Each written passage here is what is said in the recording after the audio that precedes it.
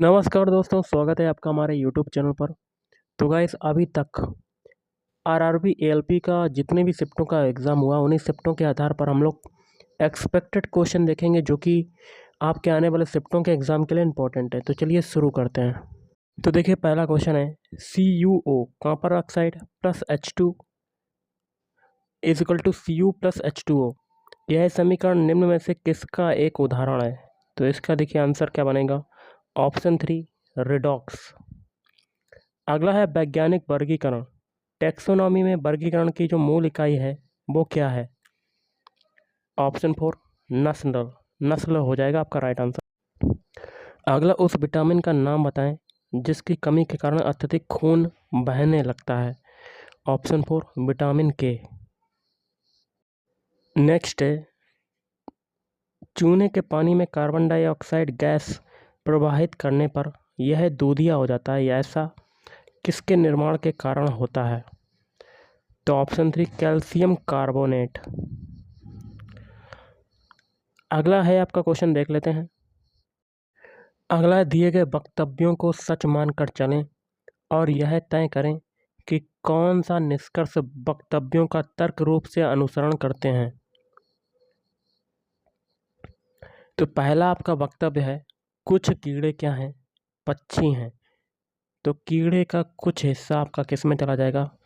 पक्षी में चला जाएगा। वेन डायग्राम इसका ऐसा बनेगा। और आगे कहता है सभी पक्षी क्या हैं? फल हैं। निष्कर्ष क्या है? सभी फल पक्षी हैं। तो बिल्कुल गलत, क्योंकि सारे पक्षी फल हैं और जो कुछ फल का हिस्सा वो पक्षी में जा रहा है। तो पहला गलत। दूसरा है कुछ कीड़े फल हैं, बिल्कुल सही, क्योंकि कीड़े का कुछ हिस्सा फल में जा रहा है। दूसरा सही हो जाएगा। तो आपका आंसर क्या बनेगा? ऑप्शन 1 केवल निष्कर्ष 2 अनुसरण करता है।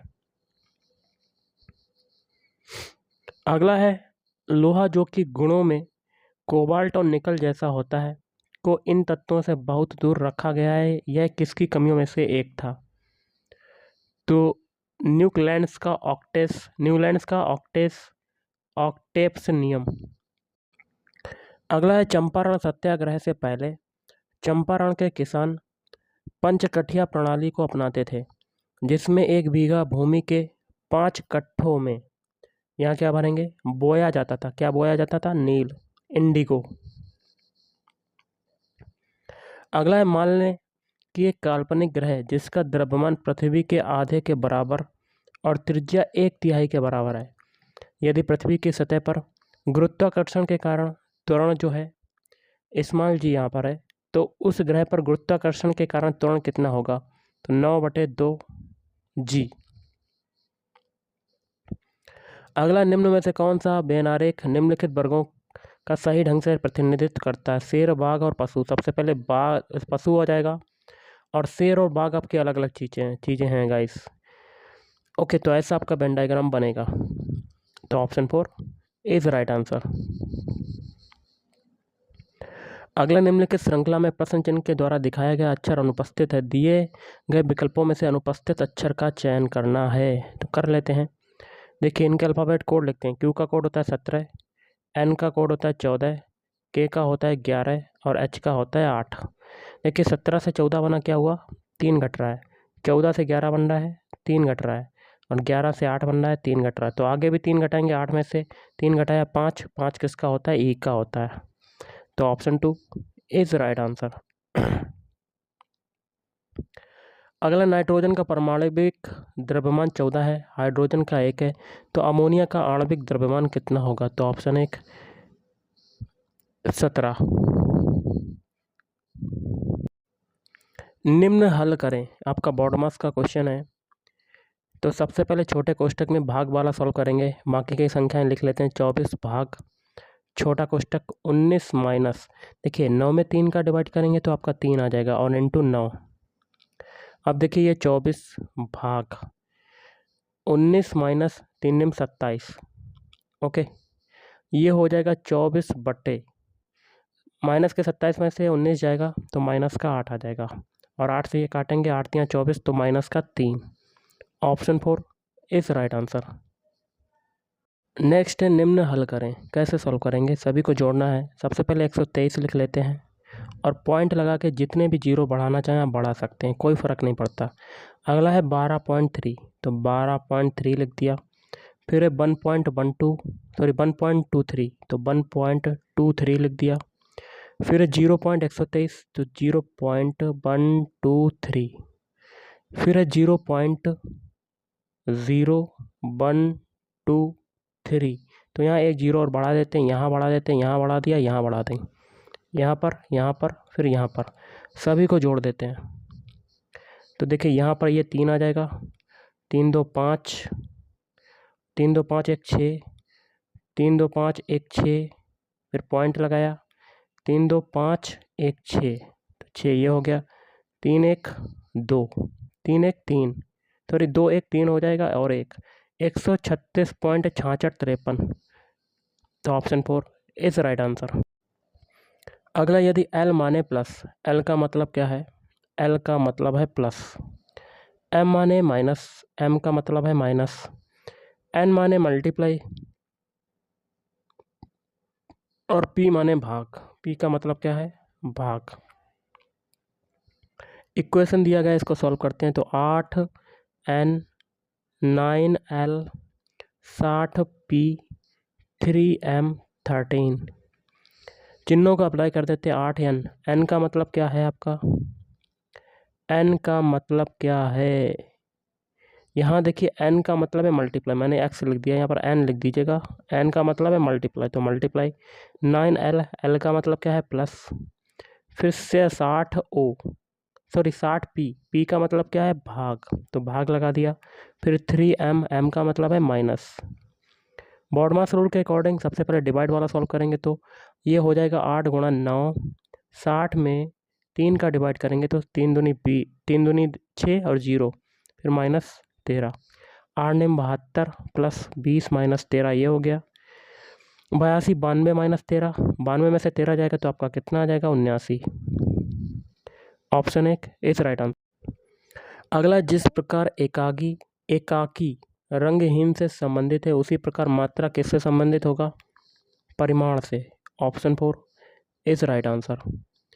अगला, यदि किसी अवतल दर्पण पर आपतन कोण 30 डिग्री है तो परावर्तन के कोण का मान क्या होगा? तो ऑप्शन 2 सेम होगा, 30 डिग्री। अगला है, निम्नलिखित में से कौन सा नवीकरणीय ऊर्जा का स्रोत नहीं है? तो जीवाश्मों से ऊर्जा। अगला, यदि हम धावन सोडा की थोड़ी सी मात्रा लेते हैं और इसमें लगभग 1 ml तनु हाइड्रोक्लोरिक अम्ल मिलाते हैं तो हम क्या देखेंगे? तो इसका आंसर बनेगा ऑप्शन 2, CO2 गैस तेज बुदबुदाहट के साथ निकलती है। अब देखिए, दर्पण प्रतिबिंब बनाना है वेस्टर्न का, तो कर लेते हैं। तो एक दर्पण रखते हैं और चेंज करते हैं N से। N का दर्पण प्रतिबिंब क्या बनेगा? उल्टा N हो जाएगा, कैसा? ऐसा। फिर R की बारी, R कैसा हो जाएगा? R आपका ऐसा हो जाएगा। फिर E आपकी पोजीशन उल्टी हो जाएगी, ऐसी हो जाएगी। फिर T की पोजीशन वही रहेगी। अब है S की पोजीशन आपकी चेंज हो जाएगी। फिर है E की पोजीशन भी चेंज हो जाएगी। फिर है W आपका वैसे ही रहेगा। ऐसा आपका दर्पण प्रतिबिंब बनेगा। तो किस में आ रहा है? ऑप्शन 3 में आ रहा है। Option 3 is right answer. अगला, अधात्विक गुण बढ़ता है, किसके कारण से बढ़ता है अधात्विक गुण? ऑप्शन 2 सोडियम से क्लोरीन तक। रिक्त स्थान में सबसे उपयुक्त विकल्प चुनें। गुरुत्वाकर्षण का सार्वभौमिक नियतांक है, तो option 3 6.67 into 10⁻⁻11 newton metre square प्रति किलोग्राम स्क्वायर।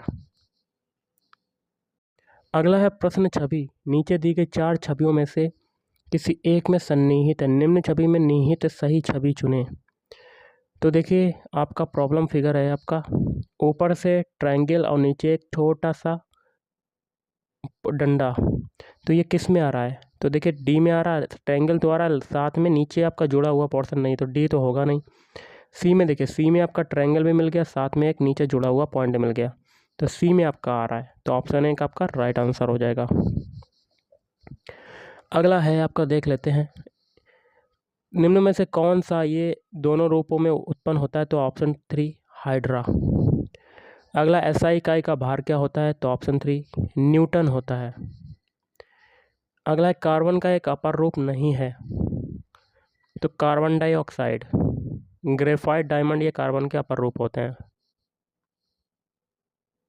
नेक्स्ट है, वायु का निरपेक्ष अपवर्तक सूचकांक कितना है?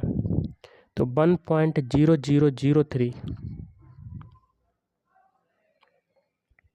अगला चित्र ए एवं सी के आधार पर उस विकल्प का चयन करें जिसे चित्र बी में प्रश्न चिन्ह से बदला जा सकता है।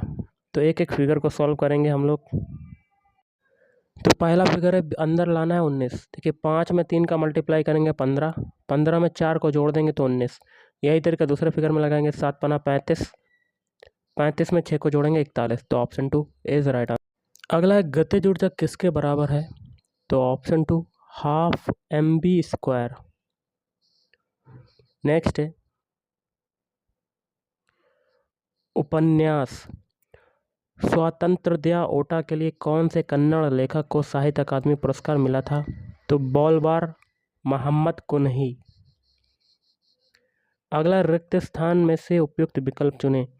यदि एक पौधे का समजीनी TTR है, RR है तो समलक्षणी होगा, तो क्या होगा? ऑप्शन 1 बौना और गोल। अगला देख लेते हैं, HCF निकालना है, लासा निकालना है, LCM।